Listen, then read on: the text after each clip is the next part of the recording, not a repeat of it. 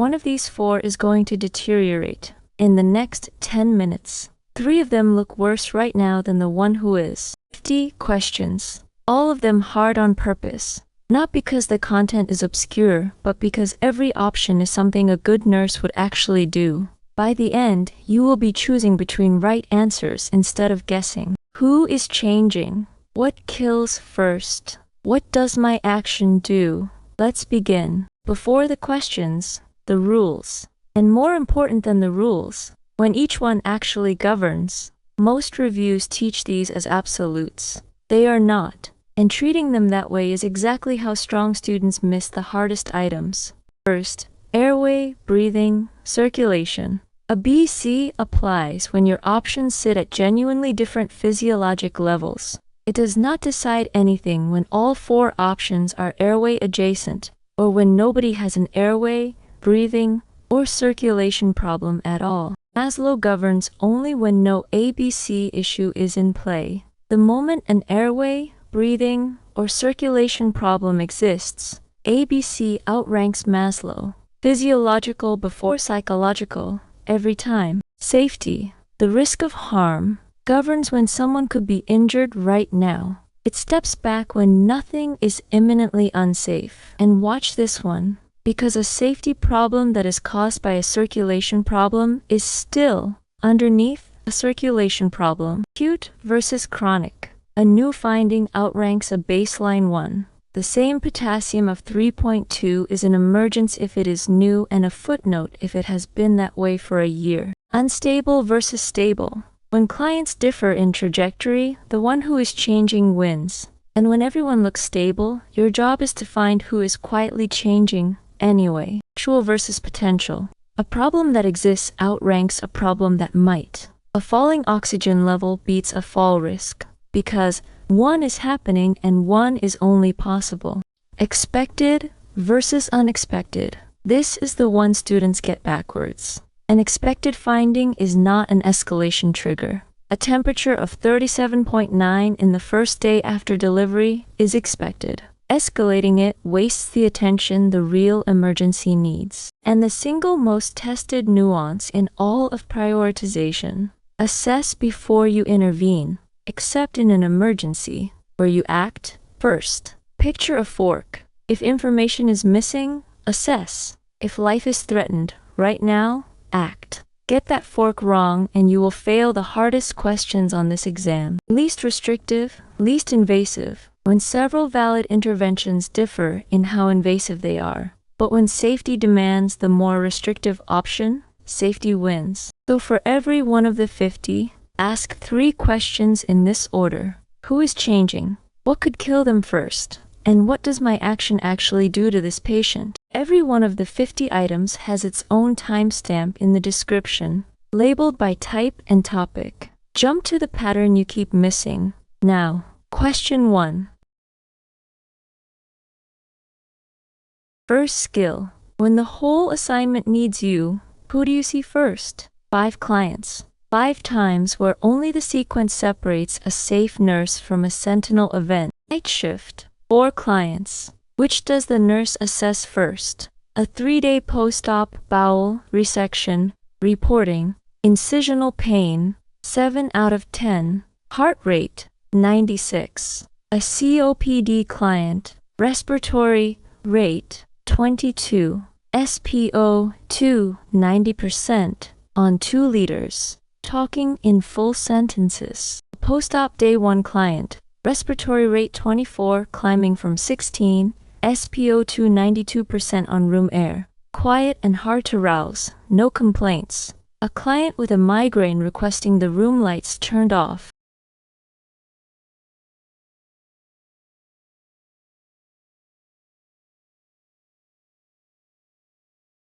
A rising respiratory rate with a falling level of consciousness and no complaints is early hypoxia and hyperkalemia. The client is decompensating silently. Sedation plus rising respiratory rate is the ominous combination. The body is working harder while the brain is fading.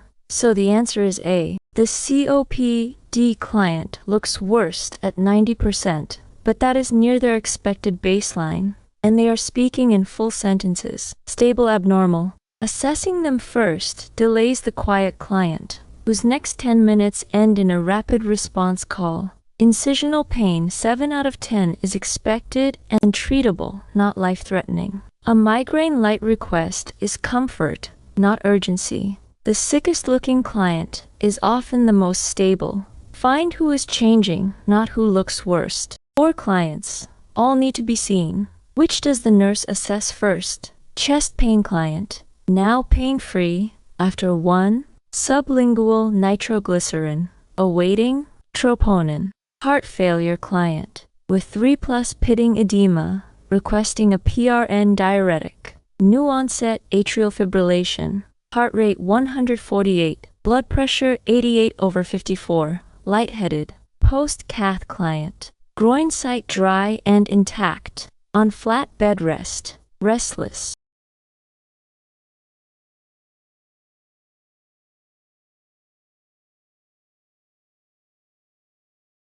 Rapid AF with a blood pressure of 88/54 and lightheadedness is symptomatic. Unstable tachycardia. The rhythm is no longer perfusing. This is the one client whose circulation is failing now. So the answer is D. The chest pain client is the reflex pick because chest pain, but they are pain-free and stable after nitro. Seeing them first leaves the unstable AF client to slide toward cardioversion level instability while you review a resolved complaint. 3+ edema, needing a diuretic, is chronic and non-urgent. A restless post-cath client with a dry site needs checking soon, but perfusion is intact. When every client has a real cardiac problem, the question is about who is unstable now, not who has the scariest diagnosis. 4 clients on a neuro unit. Which does the nurse assess first?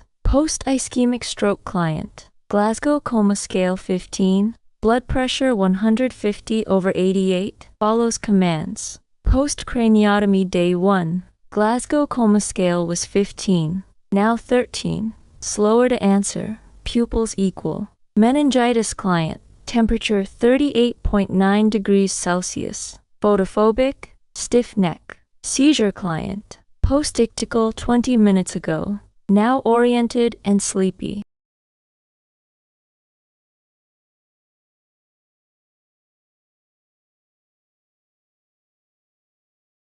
A Glasgow Coma Scale of 13 sounds nearly normal, but the direction is the alarm. A 2-point drop after a craniotomy signals rising intracranial pressure. A falling Glasgow Coma Scale is an emergency before the number ever looks bad. So the answer is B. The meningitis client has the most dramatic numbers. Fever, photophobia, stiff neck, but those are expected for meningitis and already being treated. Choosing them first lets the craniotomy client herniate while you address expected findings. A stroke client's blood pressure of 150/88 is permissively tolerated. Postictal sleepiness is expected after a seizure. A near normal value that is falling beats an abnormal value that is holding. Read the arrow, not the number. Exam Pearl. Read the last sentence of the stem first. It tells you what is actually being asked, and it changes which findings matter. The nurse receives 4 clients. Classify each by how quickly they must be assessed. One finding in the crowd is the sepsis cue. Find it.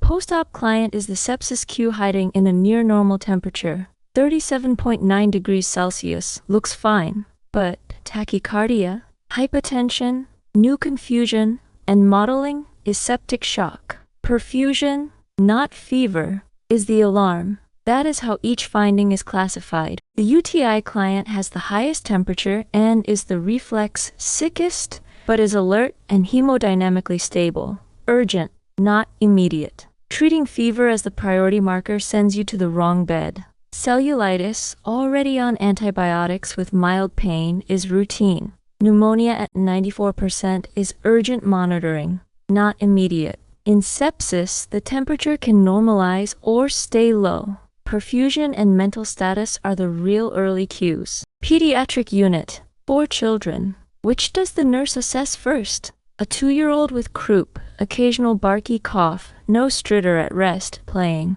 A 4-year-old, post-tonsillectomy, swallowing frequently, quiet, pale. A 7-year-old with asthma, wheezing bilaterally, using a peak flow meter, talking. A 10-year-old with a fever of 39 degrees Celsius responding to antipyretics, watching TV.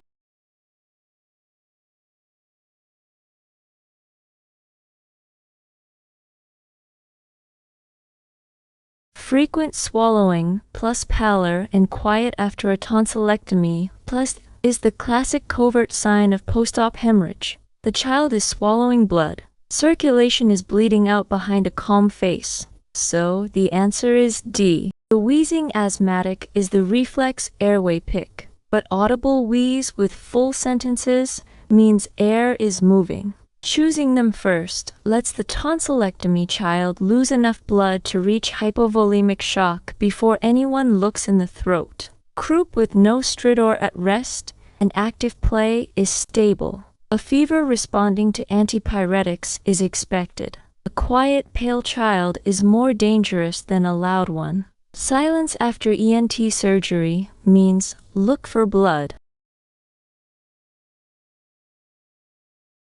Now one client at a time. Not who, but what first. When every step is correct, the exam is testing the order you do them in. A monitored client suddenly reports crushing chest pain and becomes diaphoretic. Place the nurse's actions in the correct sequence.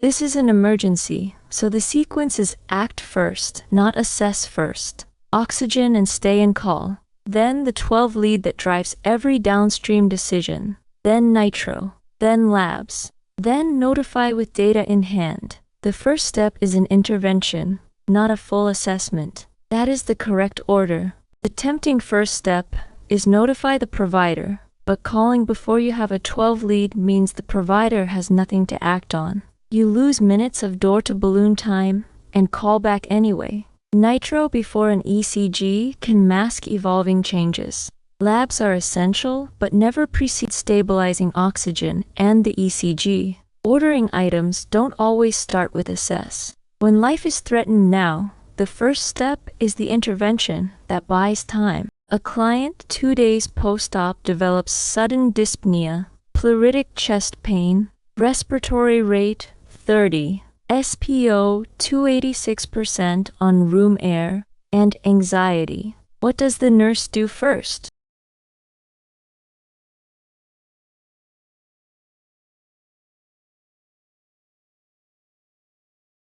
Airway and breathing first. An SPO2 of 86% is immediate hypoxia. Positioning upright and delivering oxygen treats the threat to life in seconds before any diagnostic step.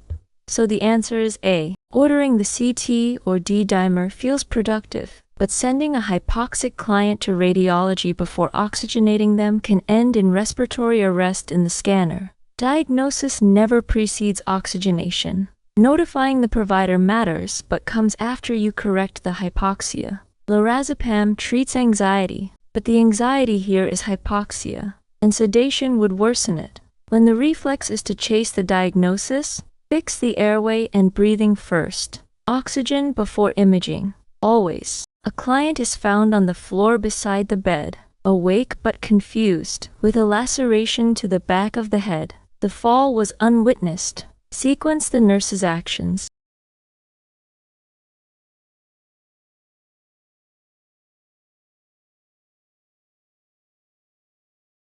Every step is a correct nursing action. The item is pure sequence. An unwitnessed fall with head injury means a possible C-spine injury, so immobilize before anything else. Then airway, breathing, circulation, and level of consciousness. Then vitals, and a neuro check. Then notify. Then document. That is the correct order. The instinct is to help the client up or take vitals first, but moving a possibly fractured cervical spine can cause permanent cord damage. That single wrong first move is irreversible. Notifying and the incident report are mandatory but last. They never precede protecting the spine and airway. When all steps are correct, sequence by irreversibility. Protect against the injury you can't undo before the ones you can. When all 4 options are correct actions, the question is not about right and wrong. It is about sequence. Stop hunting for a wrong answer and find the first one. A 19-year-old type 1 diabetic presents with small respirations, fruity breath, glucose 512, pH 7.18, potassium 5.6, and 8% volume depletion. Build the bow tie for the first hour of care.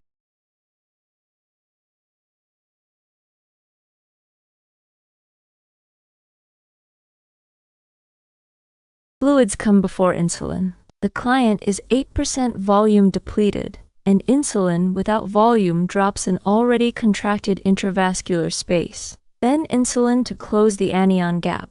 Monitor potassium and glucose because insulin drives potassium into cells. The 5.6 will fall fast and can crash to a lethal low. Those are the 2 first actions, and the 2 parameters to watch. Giving potassium now is the trap.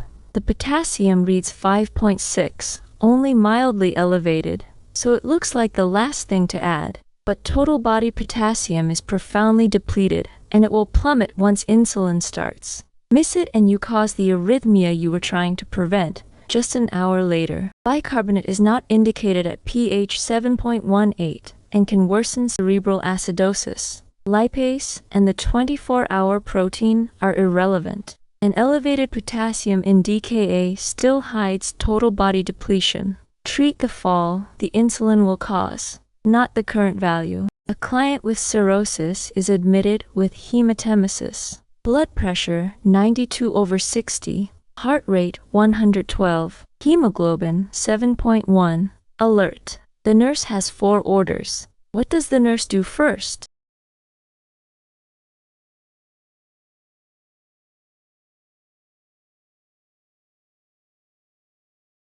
Active variceal bleeding with a blood pressure of 92/60 and heart rate 112 is hemorrhagic shock in progress. 2 large bore IVs and fluid come first. You cannot transfuse, medicate, or lavage a client whose circulation is collapsing without access and volume. So the answer is A. Drawing the type and cross feels like the priority because they need blood, but blood can't be given without IV access. And one small draw does nothing for the falling pressure. Access and volume precede the product. Pantoprazole reduces rebleeding but doesn't treat shock. Now NG lavage is not the first action in active hemorrhage. A hemoglobin of 7.1 with a falling pressure means the priority is access, not the next lab.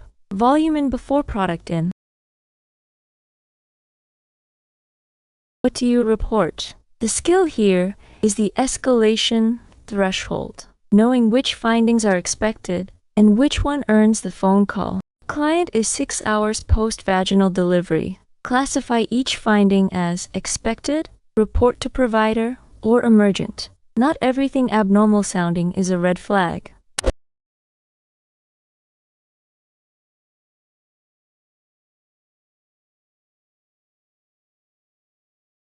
Pad saturated in 10 minutes with a large clot is postpartum hemorrhage, and that is emergent. The boggy fundus soaking a pad every 45 minutes is early uterine atony. Report and massage. The firm midline fundus, the 37.9 degrees Celsius temperature, and postpartum chills are all expected in the first 24 hours. That is how each finding is classified. The 37.9 degrees Celsius temperature is the trap. Students reflexively report a fever, but a temperature up to 38 degrees Celsius in the first 24 hours from dehydration or exertion is expected, not infection. Escalating it wastes attention the hemorrhaging fundus needs. Postpartum chills are a normal thermoregulatory response. A firm midline fundus is the goal. not a concern. A borderline value that is expected for the situation is not a report. Learn the normal course so you don't escalate everything. Client with heart failure takes furosemide and lisomycin daily. Morning labs return. Which value does the nurse report to the provider immediately?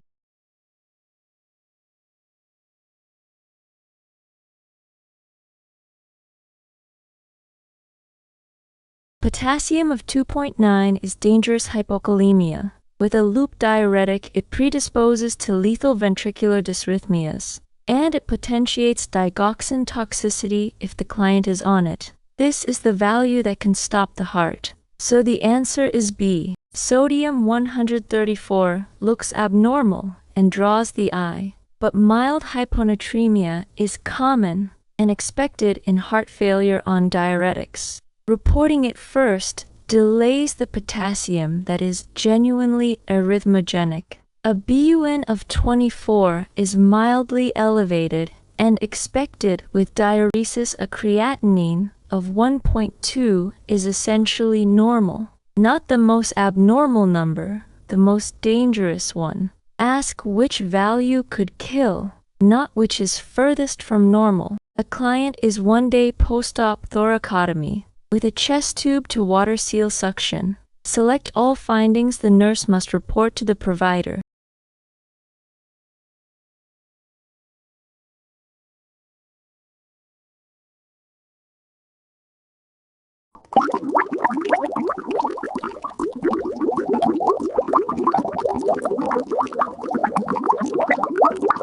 Report continuous water seal bubbling, an air leak, spreading subcutaneous emphysema, or crepitus, 250 milliliters per hour of drainage, where the hemorrhage threshold is greater than 100 milliliters per hour, and a disconnection, an immediate air entry risk. Each signals a complication in progress. The correct selections light up now. Absent titling is the buried trap. It can mean the lung re-expanded, which is good, or a kinked or obstructed tube, which is bad. Because the client is stable and breathing easily, you assess and troubleshoot first, rather than reflexively reporting, and it is not selected here. Gentle, continuous bubbling in the suction control chamber is expected and normal, not a report. On a chest tube, know which bubbling is normal, the suction chamber, and which is a leak, the water seal. Same finding, opposite meaning by location. Some words: upgrade, urgency, new, sudden, worsening, unrelieved, unilateral, first time, and some downgraded, chronic, baseline, unchanged, expected. Circle them. A client in acute kidney injury is on a fluid restriction. Over 8 hours, the nurse notes the following. Which finding does the nurse report to the provider first?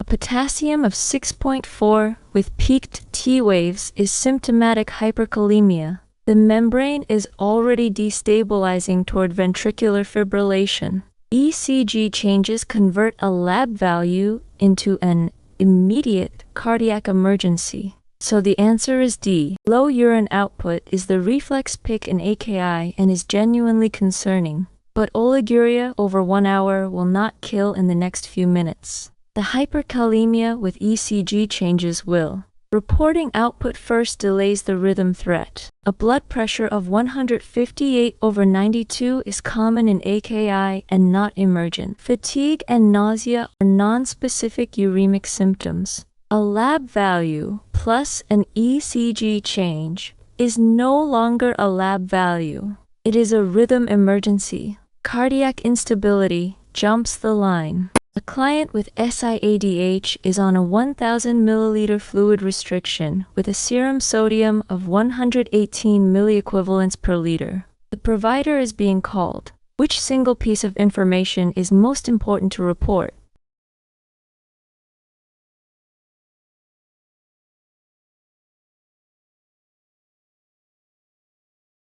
A new seizure at a sodium of 118 signals cerebral edema from severe symptomatic hyponatremia. This changes management to hypertonic, 3% saline now. It is the finding that converts a slow correction into an emergency. So, the answer is C. Reporting the headache and nausea seems thorough, but those are early, expected symptoms of hyponatremia. Leading with them buries the seizure, the one detail that determines whether 3% saline is started this minute. Low concentrated urine is the expected mechanism of SIADH.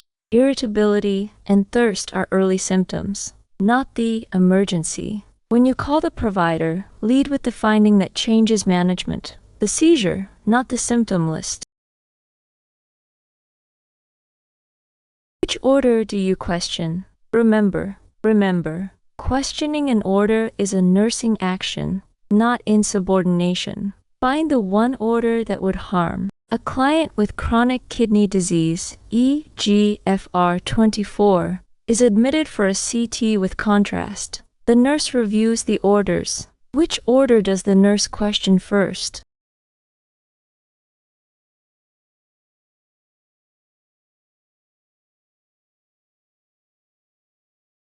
Metformin plus iodinated contrast in renal impairment risks lactic acidosis and worsening nephrotoxicity. Metformin is held around contrast. This is the order that could harm, so it is questioned first. A nursing advocacy action, not insubordination. So the answer is B. Holding the diuretic looks questionable, shouldn't. We keep them going, but holding it to avoid pre-contrast volume depletion is appropriate. Questioning the safe order wastes the moment the unsafe one needs. IV saline is protective. That is contrast-induced nephropathy prophylaxis. A baseline creatinine is standard and appropriate. Questioning an order is a nursing action. Find the one order that adds harm, not the one that merely looks unusual. Septic client's orders arrive. Select all orders the nurse should question before implementing.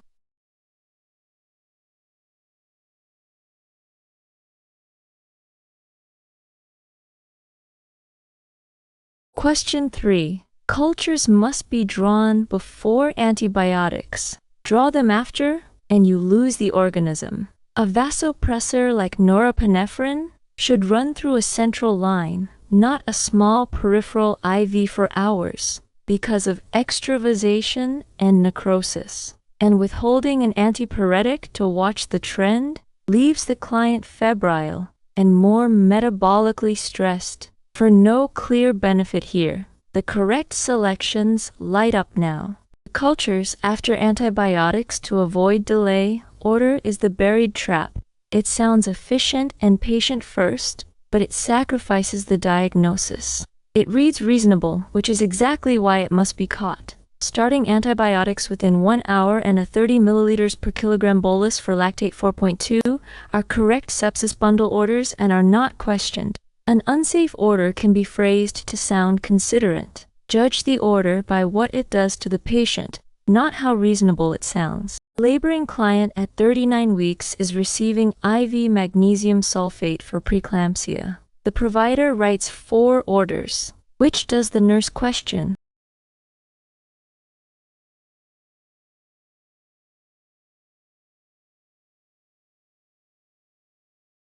Magnesium is a tocolytic. It relaxes the uterus. So, starting oxytocin to augment labor while magnesium runs works against itself and clouds the mag safety picture. The nurse questions the physiologically conflicting order. So, the answer is D. Bedside calcium gluonate looks like the odd order to challenge, but it is the antidote for magnesium toxicity and is exactly what should be there.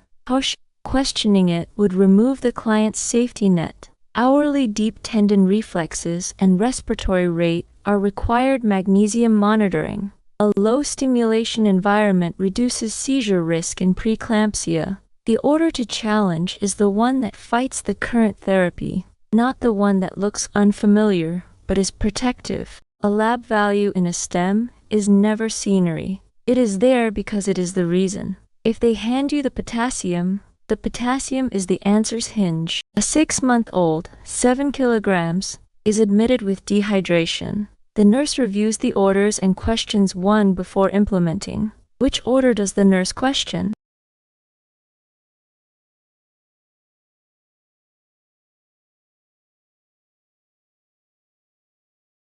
Never give IV potassium until urine output is established. No P, no K. An infant who has not voided may have impaired renal clearance, and added potassium could climb to a lethal level. The nurse holds and clarifies. So the answer is B. KCL order looks routine. Adding potassium to maintenance fluids is ordinary, and the danger hides in the second clause. The infant has not voided. Miss that buried detail, and you infuse potassium into a child who cannot excrete it. Oral rehydration in small amounts, daily weights, and diaper weight intake and output are all appropriate for infant dehydration. The unsafe part of an order can be a normal-looking dose paired with a buried contraindication. Read the whole order, not just the drug. Client is admitted with a suspected bowel obstruction and abdominal distension. Classify each order as anticipated non-essential now or contraindicated.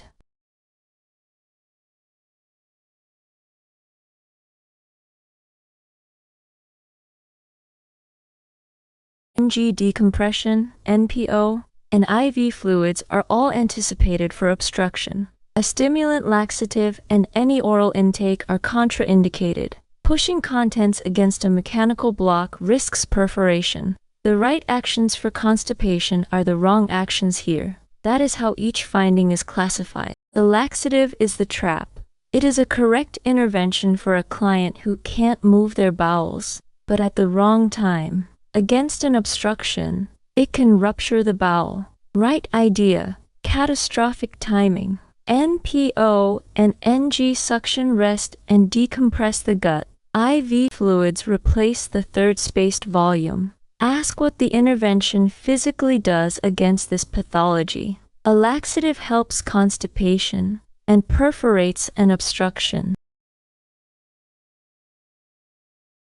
What can you delegate? Delegation is about scope, not competence. Every task must be stable, predictable, and routine. A charge nurse is assigning tasks on a busy unit. Every task below can be done by someone. Which is most appropriate to delegate to the unlicensed assistive personnel? The UAP?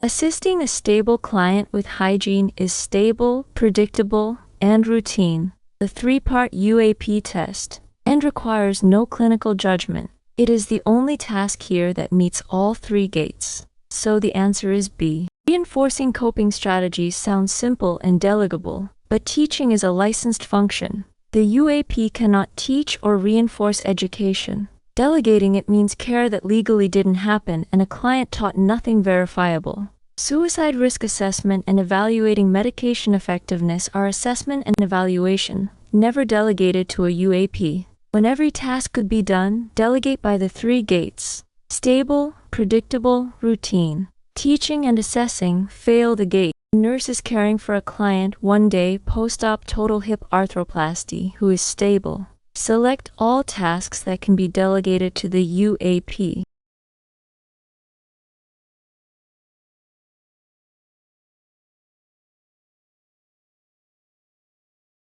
Repositioning with the abduction wedge, assisting to the commode, recording intake and output, and applying the compression devices are all stable, predictable, routine tasks within UAP scope.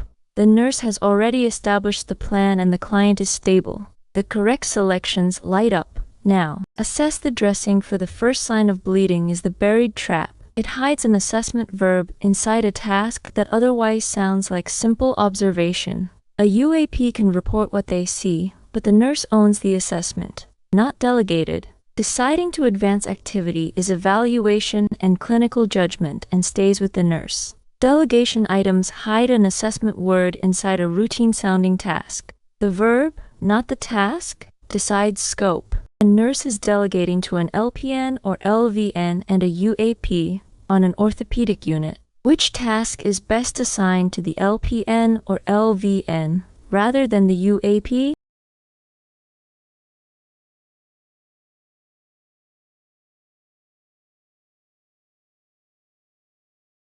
Administering a scheduled oral medication and monitoring the response is within LPN or LVN scope. In most states and beyond UAP scope, it requires a license, so it goes to the LPN, not the UAP. So the answer is C.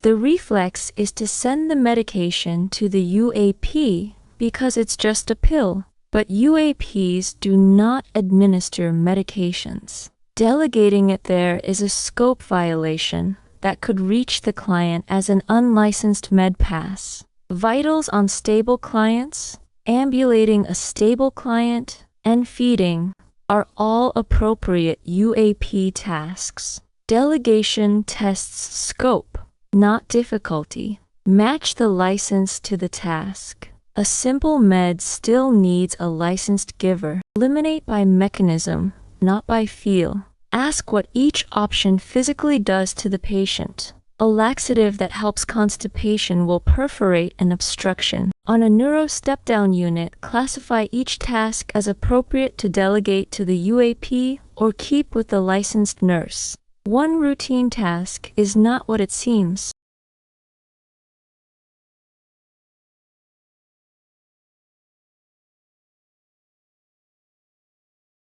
Treating a client who passed a swallow screen, oral care, and repositioning are UAP appropriate. The Glasgow Coma Scale is a neuro assessment, so the nurse keeps it, and reinforcing teaching is education, so the nurse keeps it. That is how each finding is classified. The Glasgow Coma Scale is the trap. It looks like a routine number a UAP could check, the way they check vitals, but it is a clinical assessment of a changing neuro status. Exactly the client type UAPs cannot handle. Delegate it, and a decline goes unnoticed. Feeding is delegable only because the swallow screen was passed. Oral care and turning are routine physical care. A task that yields a number is not automatically a UAP task. Assessment of a changing client stays with the nurse. The UAP offers to help with several clients. The nurse accepts help with 3 tasks and keeps 1. Which task must the nurse perform rather than delegate?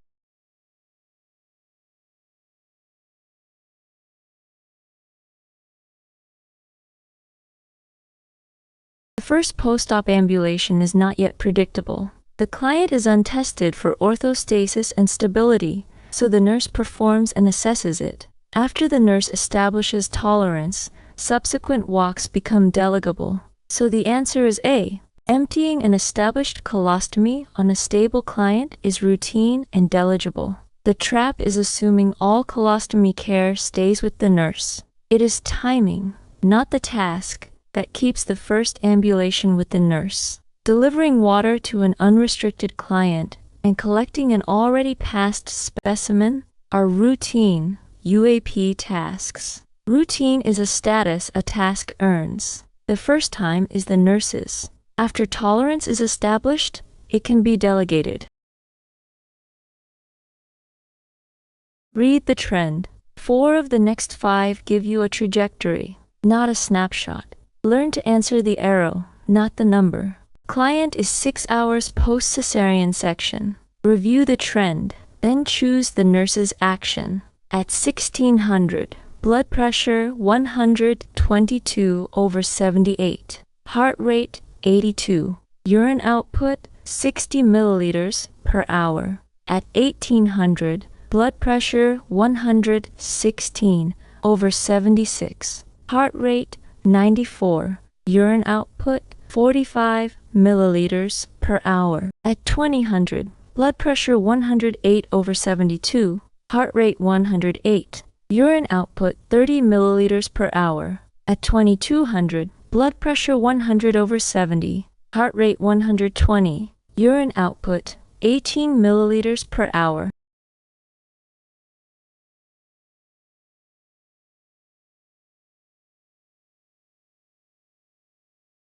No single value is abnormal.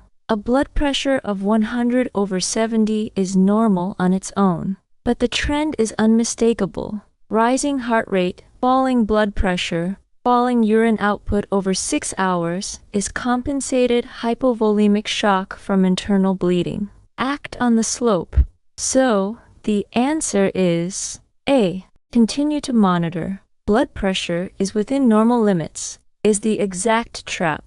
Every individual number passes, so the reflex is reassurance. Waiting for the blood pressure to leave the normal range means waiting for decompensation you could have caught 4 hours earlier. Oral fluids won't touch surgical hemorrhage, documenting them as stable misreads, a clear downhill trajectory. 4 normal numbers. Moving the wrong way beat 1 abnormal number sitting still.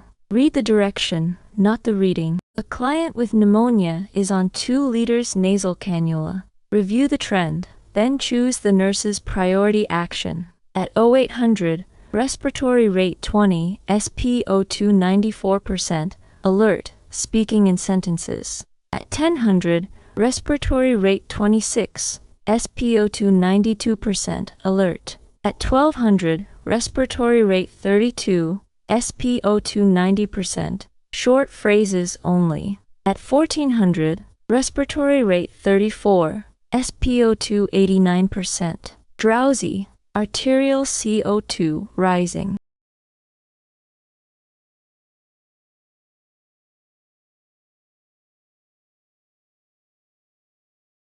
Rising respiratory rate, falling SpO2, despite oxygen, shrinking speech, and a rising CO2 with new drowsiness is impending respiratory failure. The client is tiring. This trajectory needs escalation, higher support, possibly intubation, not another routine measure. So, the answer is A. Pumping the cannula to 4 liters is the intuitive fix and it is the trap. It treats the number, not the failure. A client who is drowsy with a rising CO2 is failing to ventilate. A little more oxygen buys minutes while the trend marches to a rest.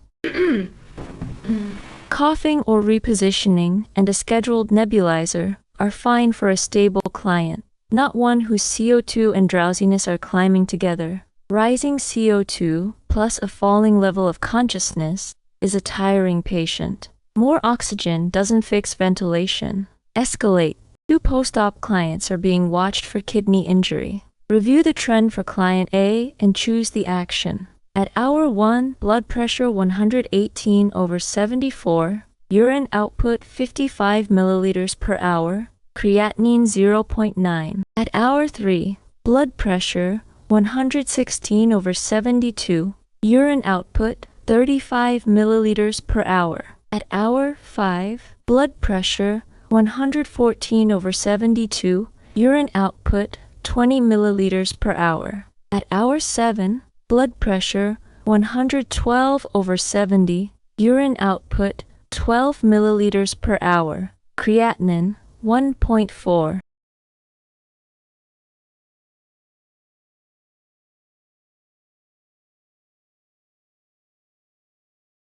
Blood pressure is reassuringly stable, which is precisely the trap. Falling urine output with a rising creatinine while the pressure holds means the kidneys are being injured independent of blood pressure. This is early AKI and must be reported now. So the answer is A. Continue monitoring. Blood pressure stayed stable. Anchors on the one value that looks fine. A stable pressure does not mean stable kidneys. Waiting for the blood pressure to drop means waiting until the AKI is established and harder to reverse. An antiemetic ignores the renal trend. Further fluid restriction would worsen a pre-renal insult. A stable blood pressure is not permission to relax. When output falls and creatinine rises, the kidney is the story, not the pressure. Continue to monitor is rarely right when something has changed, but it is right when the finding is expected. Learn the difference instead of banning the phrase. A client admitted after a head injury is on hourly neurochecks. Review the trend, then choose the action. Watch the vitals as closely as the score. At 2000, Glasgow Coma Scale 15, blood pressure 128/76, heart rate 78, pupils equal and reactive. At 2100, Glasgow Coma Scale 14, blood pressure 138/72, heart rate 70. At 2200, Glasgow Coma Scale 13, blood pressure 150/64, heart rate 60, one pupil sluggish. At 2300, Glasgow Coma Scale 12, blood pressure 168/54, heart rate 52, vomiting.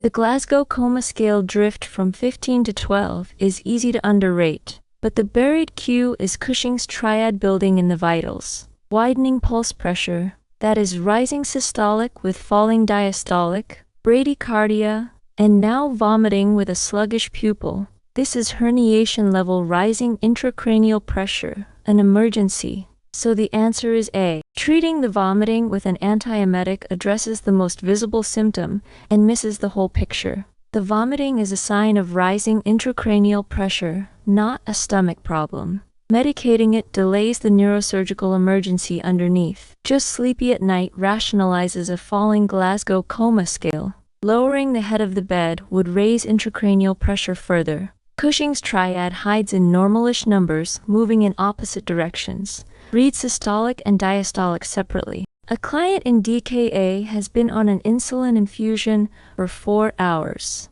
Latest labs: glucose 248, down from 512, potassium 3.3, pH 7.31, anion gaps still elevated. What does the nurse anticipate doing first?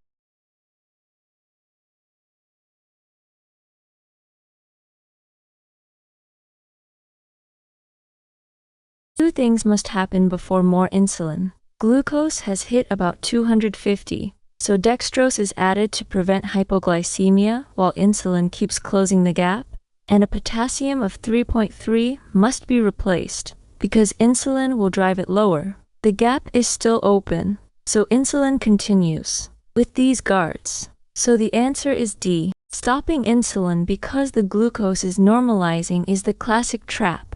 The glucose is fixed, but the acidosis, the anion gap, is not. Stop too early and the ketoacidosis rebounds. You add dextrose instead of stopping insulin. Increasing insulin with a potassium of 3.3 risks lethal hypokalemia. Switching to subcutaneous before the gap closes is premature. In DKA, you treat the acidosis, not the glucose. A normal glucose with an open gap means keep insulin and add sugar, not stop. Which assessment first? Pure cue recognition. 6 findings. One that matters, and it is rarely the loudest one. A client returns from a cardiac catheterization via the right femoral artery. 6 findings are handed off. Which does the nurse assess first?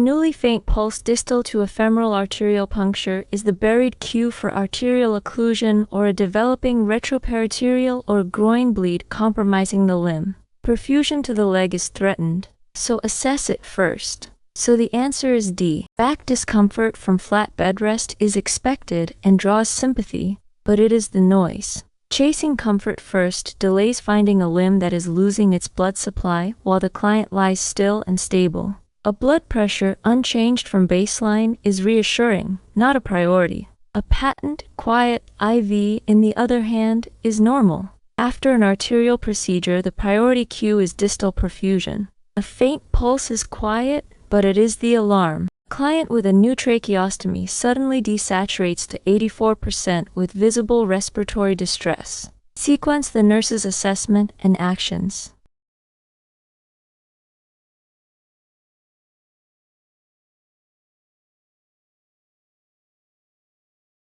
Every step is a correct track action. The item is sequence, start least invasive, and escalate, position and inspect, Suction, confirm patency with a catheter. Then remove the inner cannula if blocked, then bag and call. Airway is restored in graded steps. That is the correct order. The urge is to bag ventilate immediately, but bagging against a plugged tube pushes nothing into the lungs. You must confirm and clear patency first.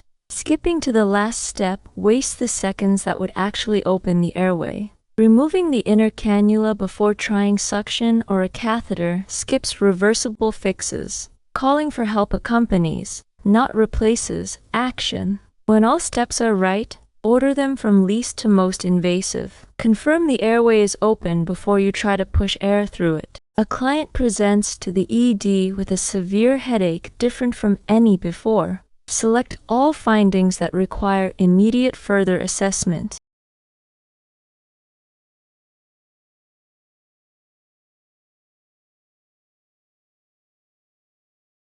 Worst headache of my life. Sudden onset, nuchal rigidity, vomiting, and a transient loss of consciousness are the classic cues of subarachnoid hemorrhage. Each demands immediate assessment and imaging. Together they scream aneurysmal bleed. The correct selections. Light up now. Photophobia is the buried distractor. It is a red flag symptom, but the client frames it as like my usual migraines, which reclassifies it as baseline for this client. The item tests whether you can separate a new emergency cue from a chronic, familiar one. A blood pressure of 118/76 is normal and not a cue. It is scenery. The same symptom can be a red flag in one client and baseline in another. Like my usual downgrades it. Worst ever upgrades it. Delegation items test scope, not competence. The question is never could a UAP do this. It is. Is the task stable, predictable, and routine? Client is 8 hours post-op, open reduction of a tibial fracture with a fiberglass cast. Which finding does the nurse assess first?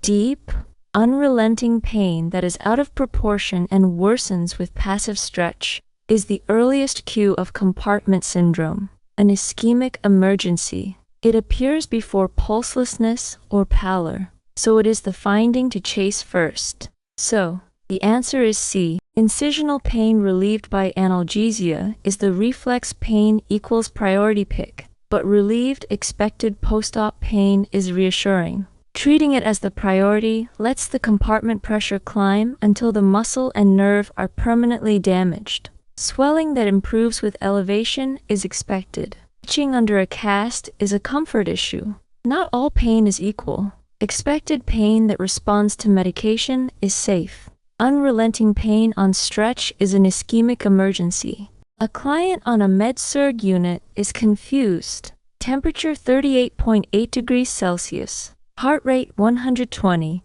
Blood pressure 84/50. Respiratory rate 26. Lactate 4.0, and mottled. Build the bow tie. The condition, the 2 first actions, and the 2 priority parameters to monitor.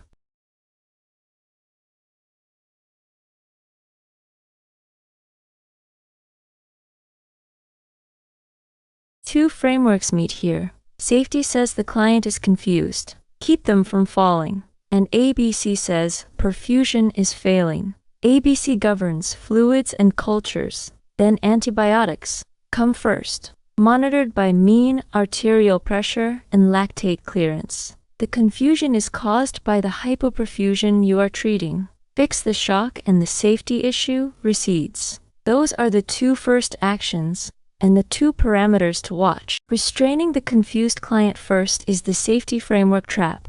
It treats a symptom of shock, cerebral hypoperfusion, as a behavior problem. Spend those minutes on restraints and the client arrests from untreated sepsis. Trendelenburg is not evidence-based for sepsis and delays fluids. Daily weight and bowel sounds are irrelevant to the first hour. When a safety problem is caused by an ABC problem, treat the ABC.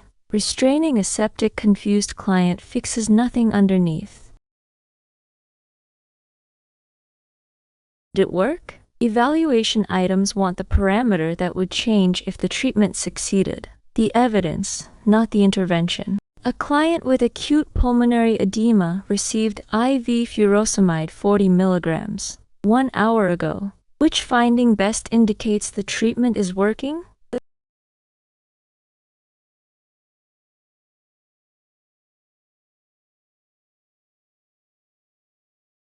Evaluation asks for the parameter that reflects the goal. The goal of diuresis in pulmonary edema is to clear the lungs and restore oxygenation. Improved SpO2 with fewer crackles is the direct evidence the fluid left the alveoli. So the answer is A. The 900 milliliters of urine is the buried distractor. It proves the drug acted, not that the patient improved. A client can diurese and still be hypoxic. Charting output as the outcome mistakes the mechanism for the goal. Feeling a little better is subjective and non-specific. A lower blood pressure is a secondary effect, not the oxygenation goal. Evaluation wants the evidence of the goal, not the evidence the drug worked. Urine proves diuresis. SpO2 proves the lungs cleared. Client in heart failure was started on treatment 3 days ago. Select all findings that indicate the plan of care is effective.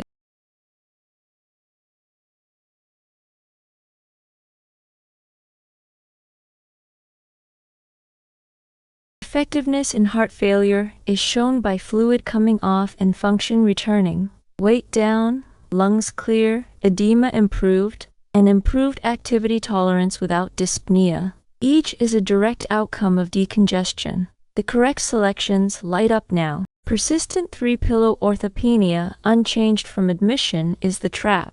Students skim it as a benign detail. But same as admission means no improvement in a cardinal symptom. Counting no change as success is how ineffective care gets continued. A resting heart rate climbing to 110 signals worsening compensation, not improvement. In evaluation, same as admission is a failure, not a neutral. Improvement means the parameter moved toward the goal. A client with severe hyperkalemia, potassium 6.8, received IV insulin with dextrose 30 minutes ago. Which finding best tells the nurse the treatment is working?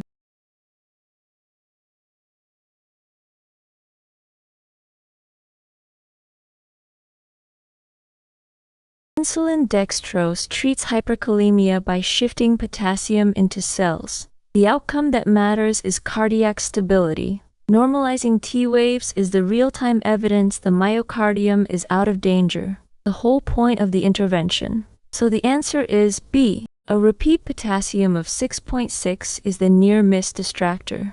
It barely moved, and, more importantly, a lab number lags behind the membrane effect. Judging success by a still critical 6.6 could make you stop watching the monitor that actually shows danger resolving. A glucose of 104 shows the dextrose balanced the insulin, not that the potassium is safer. Subjective weakness is nonspecific. Judge treatment by the parameter tied to the lethal risk. For hyperkalemia, that is the ECG, not the potassium number alone. Requires further teaching, means find the incorrect statement. Anytime the stem is negative, read it twice before you look at the options. A client with a new indwelling catheter for acute urinary retention was catheterized 20 minutes ago, and 1,100 milliliters drained rapidly. The client now reports dizziness. Build the bow tie.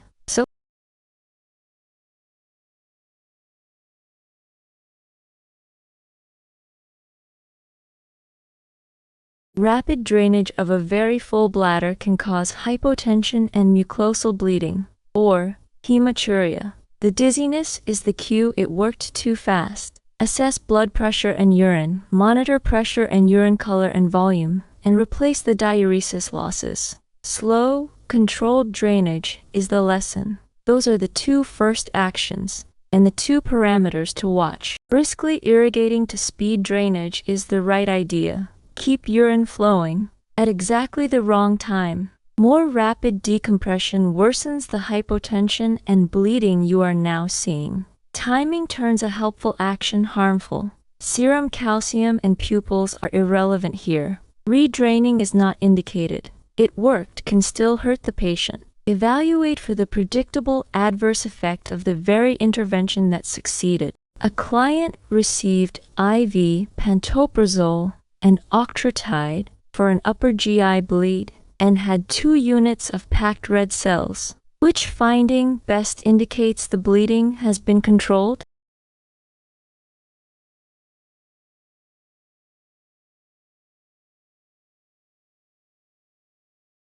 Bleeding control is proven by stable perfusion over time plus a source that stops producing blood normalized. Sustained vitals with gastric output clearing from bloody to clear. That combination shows the hemorrhage has actually halted. So the answer is A. The post-transfusion hemoglobin of 9.5 is the trap.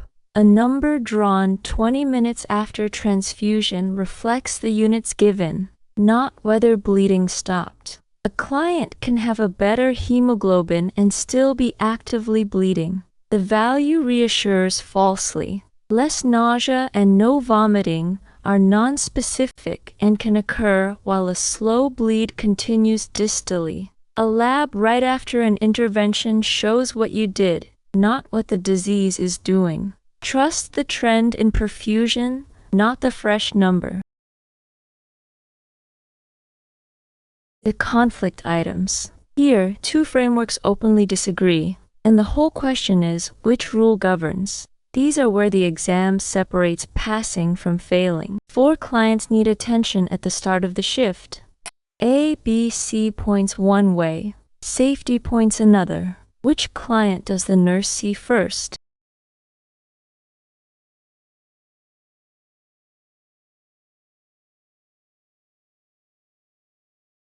Two frameworks conflict. Safety screams at the climbing fall risk client, but A, B, C, and time-critical stroke governs. New slurred speech and hemiparesis within a treatment window is a brain tissue emergency. Every minute is neurons, and thrombolysis is time-limited. So, the answer is C. The climbing client is the safety framework trap and feels the most urgent because it is visibly dangerous right now. But a fall is a potential injury you can also delegate someone to guard. The stroke is an actual, time-critical loss happening this minute. Chronic back pain and scheduled teaching are neither time-critical nor unstable. Visibly urgent is not the same as physiologically first. A guardable, potential injury yields to an actual, time-critical one.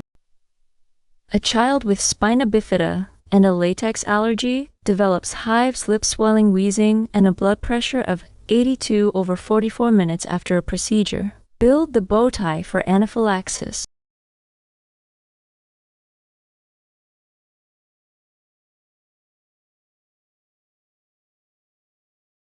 The conflict is nursing process says assess and gather orders first versus emergency says act. Emergency wins. IM epinephrine is the first action in anaphylaxis, alongside stopping the trigger and protecting the airway. Monitor airway and SpO2 and blood pressure, the 2 systems failing. Those are the 2 first actions and the 2 parameters to watch. Giving diphenhydramine first is the trap, because it is an ordered anaphylaxis medication, but it is second line and slow. Lead with the antihistamine, and the client can arrest from airway edema and shock, while it does nothing for the acute reaction. Documenting before intervening inverts priorities in an emergency.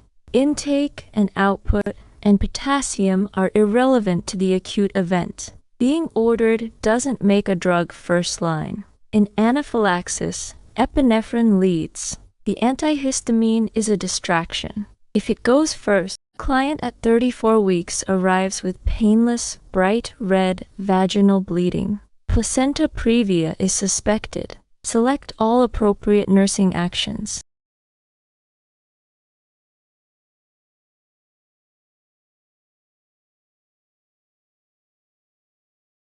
With suspected previa, IV access with maternal and fetal monitoring, bed rest and NPO. Prepare for possible C-section and cross-match. And quantify bleeding by weighing pads. These protect circulation and readiness without disturbing the placenta. The correct selections light up. Now, digital vaginal echo, laboring client, but in suspected previa, any digital or speculum exam can perforate the placenta and cause catastrophic hemorrhage. The safety rule overrides the assessment reflex. A speculum exam carries the same risk and is avoided. The correct assessment is external monitoring and pad weights. Sometimes the safe move is to not do the standard assessment. Sometimes of obnuosmentness cervix ingravasus. No exam, no manipulation governs a bleeding previa. Evaluation items want the parameter that would change if the treatment worked, not the intervention. The evidence. A 5-year-old with type 1 diabetes is found diaphoretic, shaky, and confused before lunch. A finger stick reads 48 milligrams per deciliter. The child is awake but combative and refuses to drink juice. What does the nurse do first?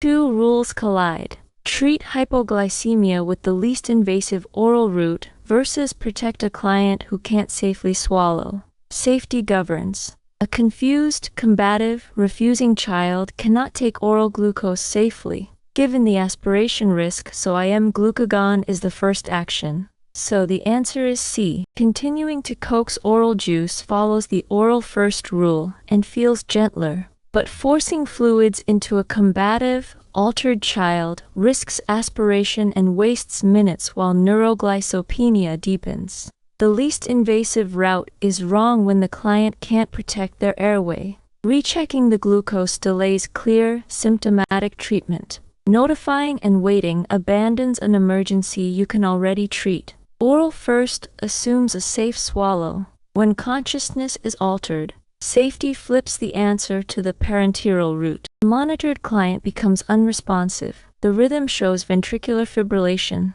Sequence the nurse's actions.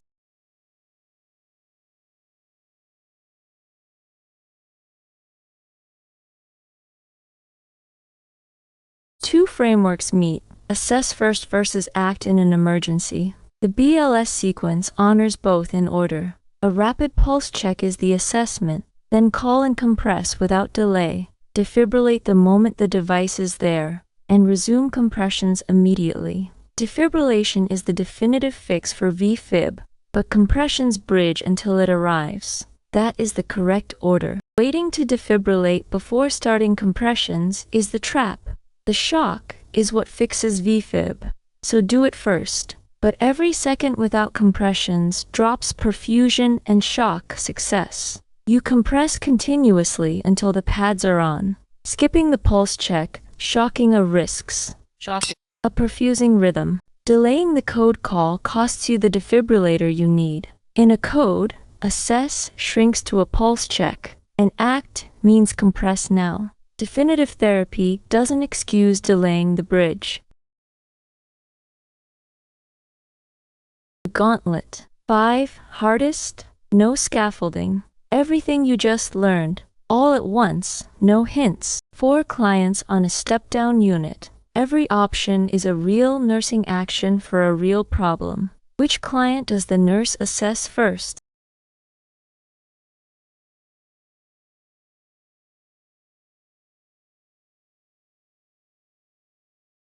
Rapidly spreading subcutaneous emphysema toward the neck and face threatens the airway. Expanding air can compress the trachea. The speed, 30 minutes, marks it as an evolving airway emergency, outranking every other real problem here. So the answer is B. COPD client at 89% looks the most hypoxic and pulls the eye, but it is their documented baseline, stable abnormal. Chasing the familiar low number first lets the airway-threatening emphysema advance while you deliver a scheduled treatment. A post-op temperature of 38.3 degrees Celsius with SpO2 95% is expected. Atelectasis or inflammation, an anxiety. An anxious client wanting to talk is not unstable. When all four are real, rank by threatened airway and by speed of change.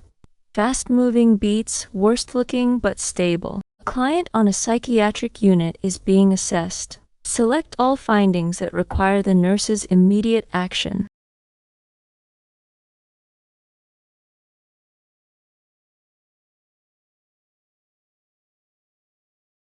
Three cues are immediate. A specific plan plus giving away possessions is high suicide risk. Questions about the locked doors suggest elopement or plan. And a sudden calm after severe hopelessness can mean the client has decided on suicide and feels relief. The most dangerous, least obvious cue. The correct selections light up now. Sudden calm finding is the buried trap. It reads as improvement, and a tired student charts it as progress. In a formerly hopeless client, abrupt peace is a classic pre-suicide sign. Miss it, and a better client is left unwatched at the worst moment. Poor sleep, refusing group, and decreased appetite are concerning symptoms to address, but none demand immediate safety action. Sudden calm after deep hopelessness is a red flag, not relief. Better can be the most dangerous chart entry in mental health. The client 2 days post-anterior MI is on a beta blocker and a diuretic. Overnight vitals and labs are collected. Which finding does the nurse act on first?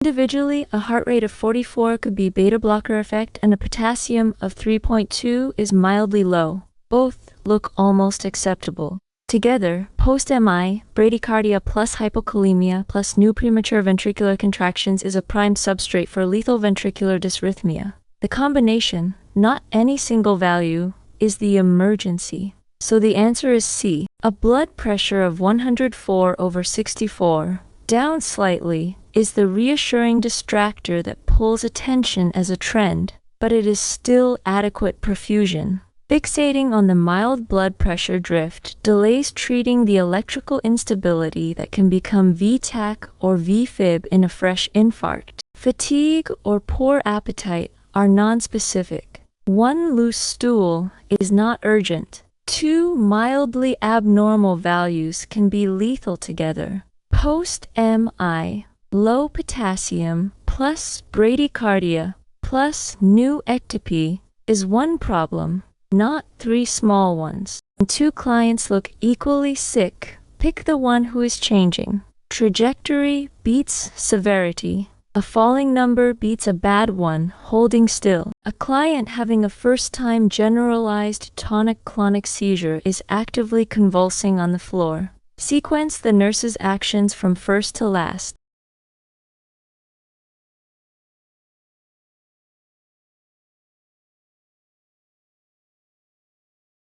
During an active seizure, the first actions are protective, not pharmacologic. Prevent injury. Position side lying. Time and observe. Then, reassess airway, breathing, and circulation postdictally. And give the benzodiazepine only if the seizure is prolonged. That is, status. Safety and airway protection precede medication. That is the correct order.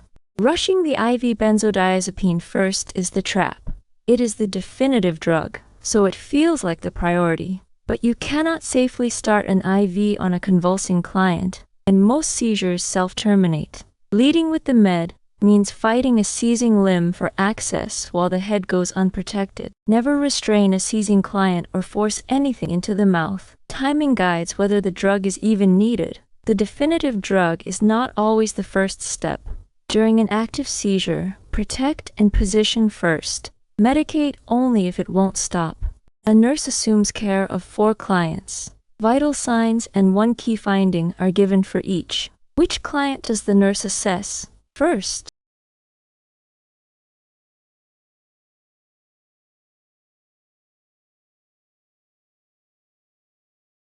The post-op client has the least dramatic temperature but the early cues of septic shock, tachycardia, borderline low blood pressure, restlessness, a vague not right, and falling urine output.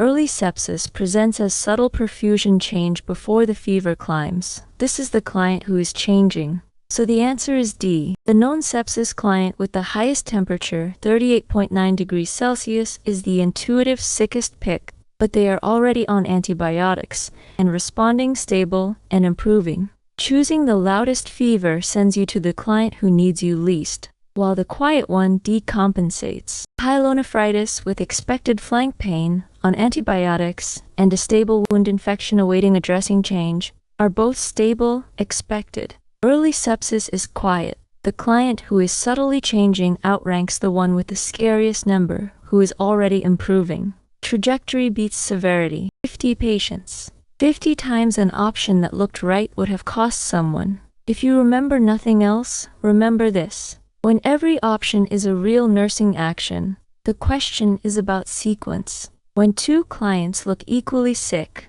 the one who is changing wins. And assess first. Except when life is threatened, where you act. The timestamps for all 50 are in the description. Jump to the type you keep missing. And tell me in the comments, which number did you get wrong? Drop it below and I will explain it further.